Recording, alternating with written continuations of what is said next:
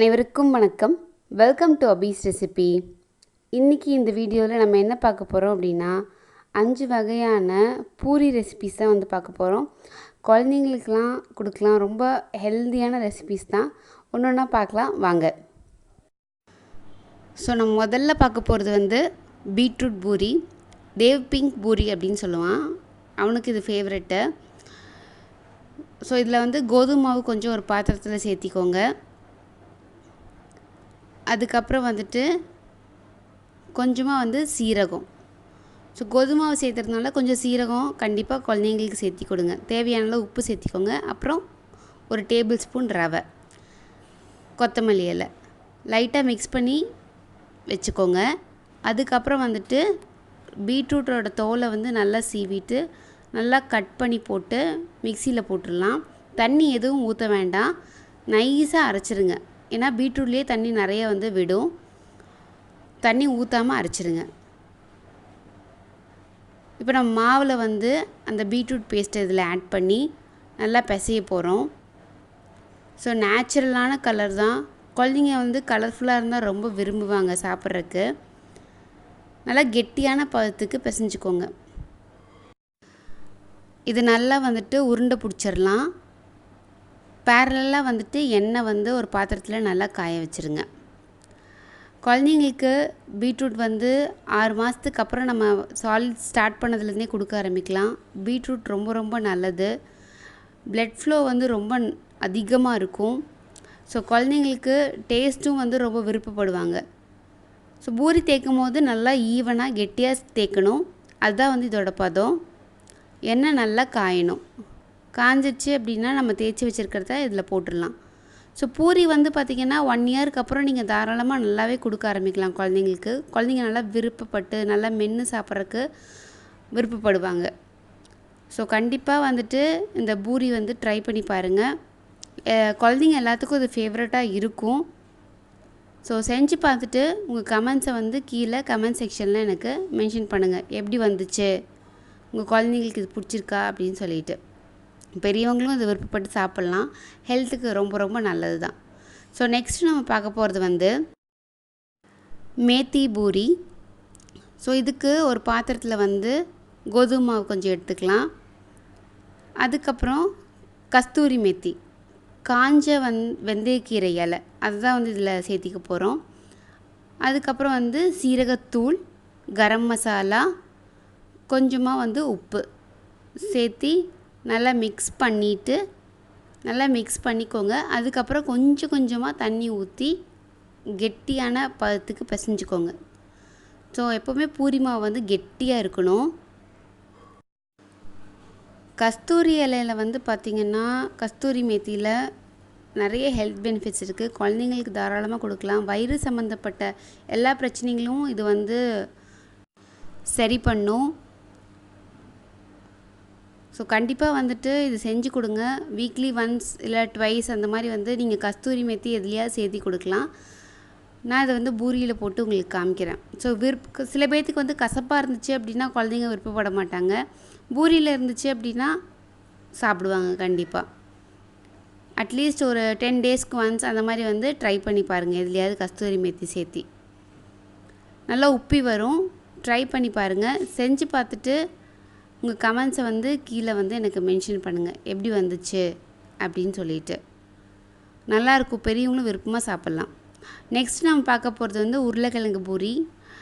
இது எல்லா குழந்தைங்களுக்கும் வந்து ஃபேவரட்டாக இருக்கும். குழந்தைங்களுக்கு மட்டும் கிடையாது, பெரியவங்களும் விருப்பப்பட்டு சாப்பிட்றதா வந்து உருளைக்கிழங்கு.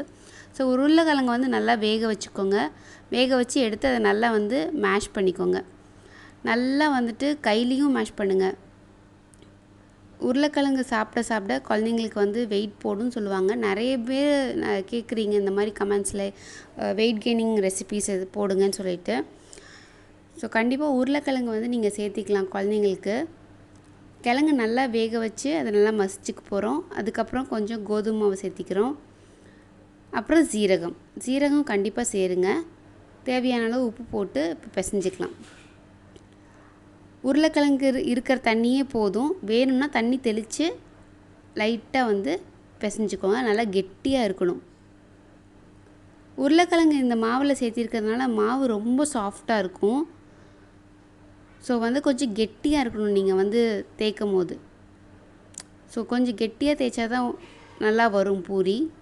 ரொம்ப நைஸாக இருந்துச்சு அப்படின்னா பூரி நல்லா வராது. ஸோ இது ரொம்ப சாஃப்டாக தான் இருக்கணும். கொஞ்சம் பார்த்து நீங்கள் வந்து தேய்க்கணும். எண்ணெய் நல்லா காஞ்சதுக்கப்புறம் இதில் வந்து சேர்த்திடுங்க. எண்ணெய் நல்லா காயணும். அப்போ தான் வந்து பூரி வந்து உப்ப ஆரம்பிக்கும். ஸோ கண்டிப்பாக வந்துட்டு இதை ட்ரை பண்ணி பாருங்கள். அவங்களே பிச்சு சாப்பிட்றதுக்கு ரொம்ப ஈஸியாக இருக்கும். ரொம்ப விருப்பப்படுவாங்க குழந்தைங்க. செஞ்சு பார்த்துட்டு உங்கள் கமெண்ட்ஸை வந்து கீழே எனக்கு கமெண்ட் செக்ஷனில் சொல்லுங்கள் எப்படி வந்துச்சு அப்படின்னு சொல்லி. நெக்ஸ்ட்டு பார்க்க போகிறது வந்து பஃபி கிறிஸ்பி பூரி. ரொம்ப கிறிஸ்பியாக இருக்கும். நல்லா வந்து பூரி வந்து நல்லா வந்துட்டு உப்பி வந்தால் தான் குழந்தைங்க விருப்பப்படுறாங்க. ஸோ கொஞ்சமாக வந்துட்டு ரவை சேர்த்திக்கோங்க, தேவையான அளவு உப்பு சேர்த்திக்கோங்க, அப்புறம் கோதுமை மாவு சேர்த்திக்கோங்க. நம்ம மைதா சேர்க்கறதுக்கு பதிலாக ஒரு டேபிள் ஸ்பூன் வந்துட்டு கொஞ்சம் அரிசி மாவு சேர்த்துருங்க.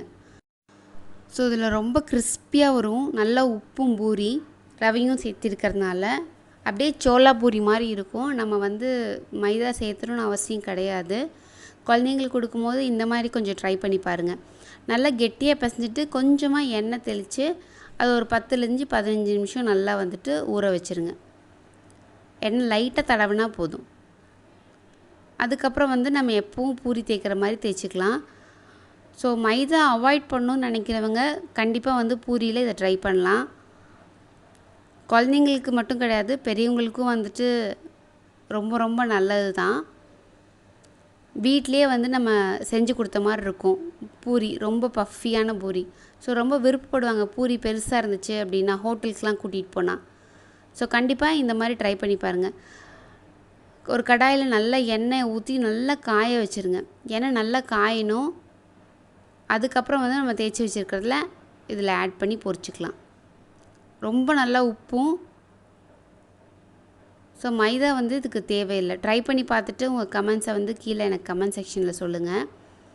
ரொம்ப நல்லா வரும். பூரி நீங்கள் தேய்க்கிறதும் வந்துட்டு நல்லா கெட்டியாக ஈவனாக தேய்ச்சிக்கோங்க. நம்மளுக்கு சூப்பராக வந்து பூரி ரெடி ஆயிடுச்சு. செஞ்சு பார்த்துட்டு சொல்லுங்கள். நெக்ஸ்ட்டு நாம் பார்க்க போகிறது வந்துட்டு புதினா. வந்து இது க்ரீன் பூரி அப்படின்னு சொல்லுவான். ரொம்ப பிடிக்கும். புதினாவில் வந்து நிறைய ஹெல்த் பெனிஃபிட்ஸ் இருக்குது. ஸோ இதை நல்லா வாஷ் பண்ணி எடுத்து வச்சுக்கலாம். ஒரு மிக்சியில் வந்துட்டு நம்ம வாஷ் பண்ணியிருக்கிற இலையெல்லாம் இதில் சேர்த்திக்கலாம். புதினா இலையை தண்ணி இதுவும் இதில் வந்து சேர்த்த வேண்டாம். தெளித்தா போதும். வேணும்னா நைஸாக அரையாமல் இருந்துச்சு அப்படின்னா. அதுக்கப்புறம் இஞ்சி பூண்டு. ஸோ இஞ்சி பூண்டு சேர்த்தனாலே அந்த மசாலா டேஸ்ட் வந்துடும். பச்சை மிளகாய் சேர்த்திக்கோங்க, கொஞ்சம் சீரகம் சேர்த்திக்கோங்க. நல்லா நைஸாக அரைச்சிடுங்க. அதனால் இதுக்கு தொட்டுக்கிறதுக்கு எதுவும் வேணும் அப்படிங்கிற மாதிரி கிடையாது. இந்த புதினா பூரி ரொம்ப டேஸ்ட்டாக இருக்கும். ஒரு பாத்திரத்தில் கோதுமை மாவு சேர்த்திக்கோங்க. அதுக்கப்புறம் நம்ம அரைச்சி வச்சுருக்கிற பேஸ்ட் இதில் ஆட் பண்ணிக்கலாம். கொஞ்சம் ரவை சேர்த்திக்கோங்க. நான் ரவை வந்து பூரியில் எப்போவுமே சேர்த்துவேன். உப்பு சேர்த்திக்கலாம். அப்புறம் நம்ம அரைச்சி வச்சுருக்கிற பேஸ்ட் இதில் ஆட் பண்ணி நல்லா வந்து மிக்ஸ் பண்ணி பிசைஞ்சுக்கோங்க. தண்ணி வந்து ஊற்ற வேண்டாம். கெட்டியாக அதுவே வந்து நல்லா இருக்கிற தண்ணியே வந்து சஃபிஷியண்ட்டாக இருக்கும்.